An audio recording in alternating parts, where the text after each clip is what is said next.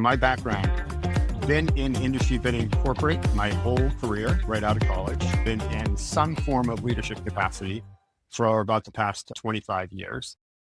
And why that is, I think, most relevant and important is it allowed me to see the business from a bunch of different angles, and not just internally, but externally.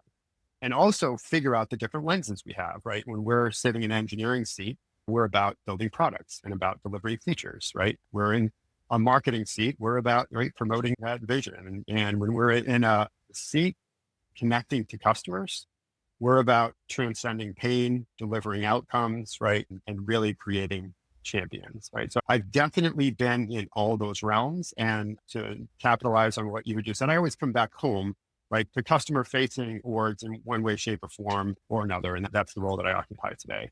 Other things about me, yeah, a 4-year-old certainly keeps me active and certainly energized on a daily basis.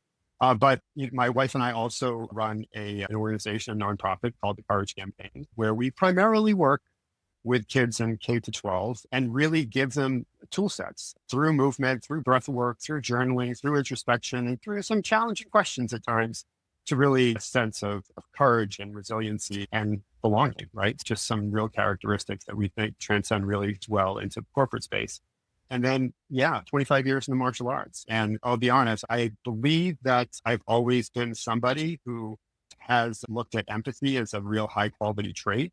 But where that really hit me the first time was when I transitioned from student into teacher in the martial arts, where now you have people that are looking for you to help deliver against their outcomes. And we like to often put things in a box, which is, oh, if you're coming to learn a martial art, clearly you're here to defend yourself and you have very specific outcomes in mind. And for some people, that is true.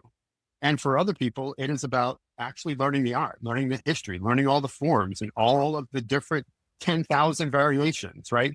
And other people, it's to overcome something inside them, right? They just have fear. And it is less about the physical part and more about the mental part. So really what I learned is I approached it in a very formulaic way.